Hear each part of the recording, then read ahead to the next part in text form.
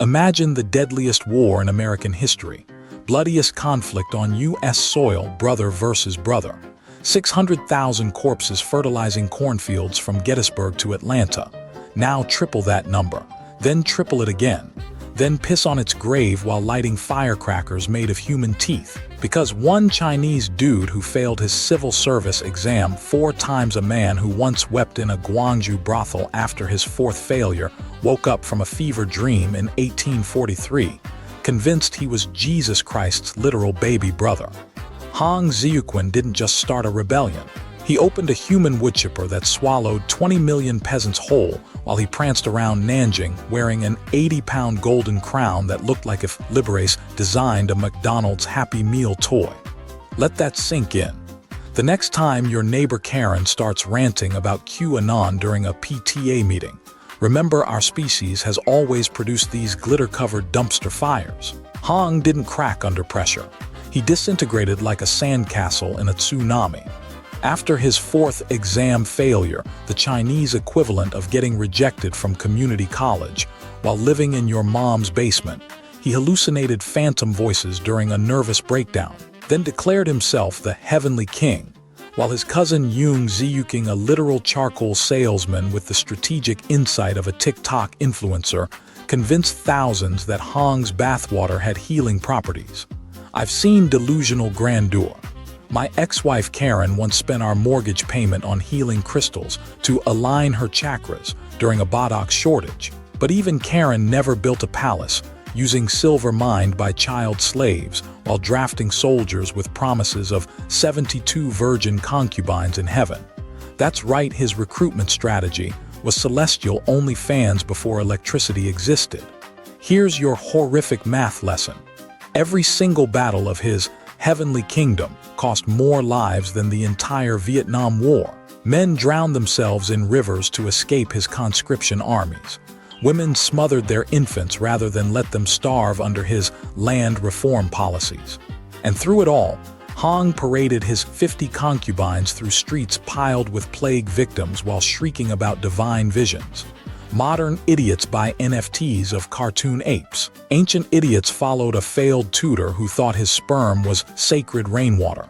The kicker: this walking psychiatric case study nearly toppled China's Qing dynasty because hungry peasants thought his shared property policies sounded better than eating tree bark. Turns out desperation makes people believe anything, whether it's communist manifestos or a madman's scribblings about his hallucinated daddy being the Christian God. So next time you think your Uber Eats driver judging your 3rd cheeseburger order is peak humiliation, remember the dude who turned academic failure into a 20 million body count while dressed like a Mardi Gras float designed by Skeletor. Moral of the story: before you start a holy war, maybe check your Wi-Fi password first. Picture the most catastrophic job interview in history. A 30-year-old Hakka tutor vomiting into a Guangdong storm drain after failing China's civil service exam for the 4th time. That's Hong Xiuquan in 1843, looking less like a messiah and more like Wednesday's bar tab at a Bukowski convention. Here's the irony. Qing dynasty exams were so wildly corrupt that bribing examiners was less cheating and more standard customer service protocol. Passing required the academic talent of Shakespeare mixed with the moral flexibility of a Vegas blackjack dealer. He failed by 2 points, the historical equivalent of missing a $1 billion lottery jackpot because you forgot to carry the one. So, what does any rational person do after academic humiliation? Obviously, have a ketamine-level fever dream where God personally promotes you to Supreme Executive Jesus Brother. In Hong's case, this involved a gold-bearded Jehovah handing him demon-slaying swag straight from the celestial armory, a sword engraved from Dad, with disappointment. His mission: purge China of Manchu imps, who apparently partied too hard at the Forbidden City opium buffet. Reality check: this dude couldn't conquer a provincial spelling bee, yet now he's suddenly Sun Tzu with Messiah complex. The real comedy gold, Hong's divine revelation, happened months after his gutter meltdown. Like some cosmic PTSD from that one history teacher who wrote, "See me, in red ink across his exam scrolls. Imagine your uncle rewatching the Zapruder film for 6 straight weeks before declaring himself JFK's ghostwriter. That's basically Hong's character arc. His scripture studies involved mistranslated Baptist pamphlets from an American missionary. So when he concluded he was Jesus's brother, it wasn't divine intervention, just the world's first recorded case of Google Translate-induced psychosis. Let's autopsy his credentials. Hakka minority status meant king bureaucrats treated him like expired milk. Flunking exams made him a walking family disappointment, a 30-year-old basement dweller lecturing farmers about Confucius while smelling of despair and yesterday's rice wine. Compare that to Jesus, who at least had carpentry skills and a decent public speaking resume. Hong's revolution began with scribbling "kill demons" on rice paper like a medieval Twitter troll. His recruiting pitch: join my holy crusade against tax collectors and I'll throw in this 6-sword accessory from my hallucinated daddy. The Qing dynasty's reaction: they ignored him longer than tech support ignores error reports. Why? Because China's bureaucracy was too busy embezzling silk funds to notice a ranting lunatic declaring himself the Changxia's answer to Moses. By the time they mobilized, Hong had weaponized peasant rage into a death cult armed with farm tools and daddy issues.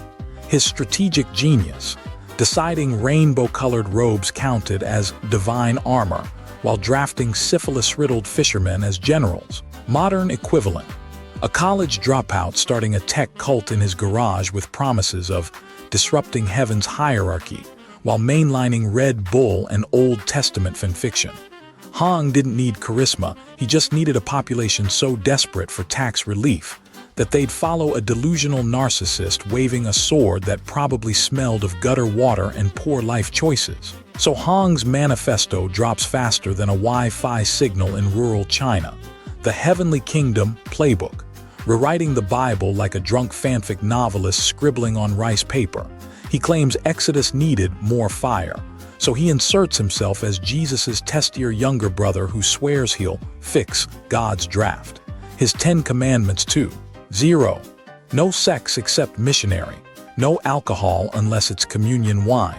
No private property unless you're Hong's third cousin who totally needs 7 mansions. Feminist iconography: sure, women could serve as officers, provided they agreed that Hong's harem of 88 concubines was divinely logistical. Queen Blake Lively's lifestyle if she married a Taliban warlord with commitment issues. The recruitment strategy: absolute gold. Farmers who'd never touched a Bible suddenly renounce ancestor worship because Hong promised land redistribution, his version of sharing, being handing you a sword while whispering, "Go loot that village owned by tax collectors." Officers distributed pamphlets titled "Ask me how you can avoid starving while I eat 8-course meals." Their poverty pitch: why die hungry under the king when you can die holy under me? The baptism ritual: standing in pig urine while swearing allegiance to God's favorite mediocre son. Discipline enforcement: zero chill. Taiping soldiers patrolled villages with baskets to collect temptations, opium pipes, wine jugs, eyebrow pencils which they'd dramatically burn while chanting Hong's made-up psalms. First offense for drinking: public flogging. Second offense: your head becomes a warning label. His armies destroyed Buddhist temples like Yelp reviewers trashing a 1-star noodle shop, smashing idols, burning scriptures, replacing monks with teenage conscripts hopped on apocalyptic fervor. Hong's sacred capital at Nanjing: Versailles meets Tijuana jail cell. His concubine dormitory, celestial chambers staffed with women forced to memorize his bad poetry. Meanwhile, peasants lived in barracks where holding hands got you 30 lashes minimum. Private property abolition meant sharing everything: toothbrushes, underwear, syphilis. Modern parallel: a crypto bro founding a wellness commune, banning sugar while snorting crushed Adderall off a marble table. Or Lululemon's manifesto if written by Charles Manson. Hong weaponized FOMO before it had a name: join now, get beheaded later. And the king, still reacting slower than dial-up. While Mandarins debated whether rainbow battle robes violated dress codes, Hong's Navy blockade strangled Shanghai's ports, using repurposed fishing boats armed with stolen British muskets. Geopolitical cringe on par with your uncle trying to pirate Netflix. Of course it imploded. Army rations cut to 1 bowl of maggot rice per week. Garrison commanders started executing spies, aka anyone who blinked suspiciously near food stores. Women caught smiling at male soldiers got their feet branded hyper harlot in classical Chinese script. And Hong locked himself inside his palace demanding concubine number 89 bring him the tears of baby Jesus, while his troops ate their dead officers. But hey, at least they banned foot binding. Silver linings, right? By 1856, Nanjing wasn't a city, it was a bunker designed by Kafka after reading a YouTuber's hot take on Soviet architecture. Hong's Justice Ministry became an assembly line for creative cruelty. 30,000 Manchus executed in 72 hours. That's faster than Jeff Bezos' patents, warehouse bathroom breaks. They didn't even bother with trials, just color-coded armbands, and a manifesto claiming King loyalist skulls made excellent fertilizer for Hong's organic rice paddies. Here's where fanfic theology met dystopian governance. After slaughtering half the population, Hong declared Nanjing a wholly gender-free zone. Women marched in separate columns, banned from speaking to male relatives. Violators got their lips sewn shut with catgut dipped in chili oil because nothing screams spiritual revolution like torturing grandma for passing auntie may a rice ball. Modern equivalent. Picture Andrew Tate founding a mindfulness cult from his Bucharest prison cell while mandating estrogen meters on every female member. Or your local gym bro replacing traffic lights with macros-based morality scores. Hong framed this misogyny buffet as celestial restructuring, making Victorian purity culture look like Burning Man. His pamphlets claimed women's bones were hollow conduits for Satan's whispers, which, coincidentally, justified stealing their land deeds. Meanwhile, Hong's 67 personal concubines performed interpretive dances about his bowel movements in a gold-plated pagoda. While famine victims chewed bark outside his gates, he lectured starving generals about the demonic properties of gluten. Priorities. Most insane twist. Both sides adopted corporate PR speak before it existed. Taping death squads wore rainbow sashes reading, diversity and inclusion officer. King counterpropaganda posters depicted Hong as a failed Tinder date with daddy issues. Imagine CNN covering the Spanish Inquisition with libs of TikTok commentary. My ex-wife Karen ran a suburban HOA with identical tyranny. Once fined me $50 because my lawn gnome's hat incited deviant color schemes. Hong's regime was just Karen with divine delusions and better armor. Instead of passive-aggressive notes, he used decapitated heads as neighborhood watch trophies. And the siege logistics, comedy on steroids. Taping defenders hurled pots of fermented tofu at King troops' biological warfare that made wet sock water smell like Chanel No. 5. King commanders responded with elephant armor made from lacquered cowhide that spontaneously combusted under Nanjing's summer sun. 200,000 soldiers screaming battle cries while slipping in exploding bean curd remains. Hong's final edict before retreating to his vomitorium-sized harem. Mandatory midnight lectures about his fanfiction gospels. Attendance enforced with tiger traps disguised as prayer mats. Failed to recite Chapter 3. Enjoy your new job cleaning latrines with a toothbrush made of your own hair. Makes Peloton's cultish leaderboards look like Montessori school. Reforms kept backfiring like a meth lab chemistry set. Banning opium. Soldiers smoked lacquered furniture polish instead. Abolishing private property led to communal toothbrushes spreading typhoid faster than incel Twitter shares Andrew Tate clips. The gender segregation resulted in underground erotic tofu carving circles Victorian OnlyFans with higher mortality rates. The Taiping Rebellion proved one universal truth. Every utopia becomes a dumpster fire if you give a narcissist enough Bibles and bad ideas. So when the king finally kicked down Nanjing's gates after 11 years of this clown fiesta, They weren't just exterminating rebels, they were curating a Michelin star menu of petty revenge. Exhibit A. Hong's corpse. The guy who spent 2 decades claiming holy immunity from decay found himself transformed into Imperial China's hottest new kitchen condiment. You want divine preservation? Try 90 pounds of Sichuan peppercorns rammed up your cadaver like some deranged turducken project. God's brother spent his last earthly vacation marinating in his own heresy brine. Turns out even celestial DNA can't outspice a bureaucrat with a grudge. Let's autopsy the irony layer by layer. 1. The Pepper Protocol. King officials didn't just bury the dude, they turned him into human jerky. Historians call it preservation against desecration. I call it Ancient Hot One's Executioner Edition. After all, nothing screams failed messiah like your mummified guts becoming crisis seasoning for dysentery-plagued troops. Confucian scholars wrote Hacus about the stench. 2. Concrete coffin couture. Then came the piece de resistance, sealing Spice Lord Xiuquan in liquid stone.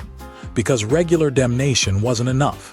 They basically gave him a permanent concrete timeshare beneath NJING's Chinese letter walls. Poetic justice.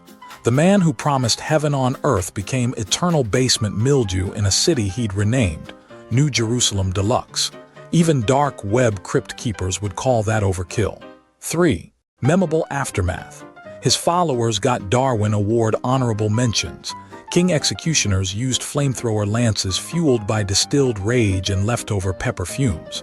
Survivors wrote tear-jerking ballads titled "Oops, I Divine Monarched Wrong." By 1864, southern China smelled like a Panera Bread dumpster mixed with regret incense. Yet here's the real kicker. Hong's body was just the appetizer. 2 million Taiping loyalists got creatively unalived. King officers hosted calligraphy competitions using rebel blood as ink. Scholar bureaucrats actually complained about the high viscosity clogging their brushes. Even genocide needed aesthetic standards back then. Which brings us to your impending disasters. See, Hong isn't history. He's humanity's greatest TikTok challenge. Failed exams? Check. Fragile ego? Check. Every generation births some homebrew prophet who thinks grand theft deity will fix their credit score. Maybe your Bumble date's pyramid scheme.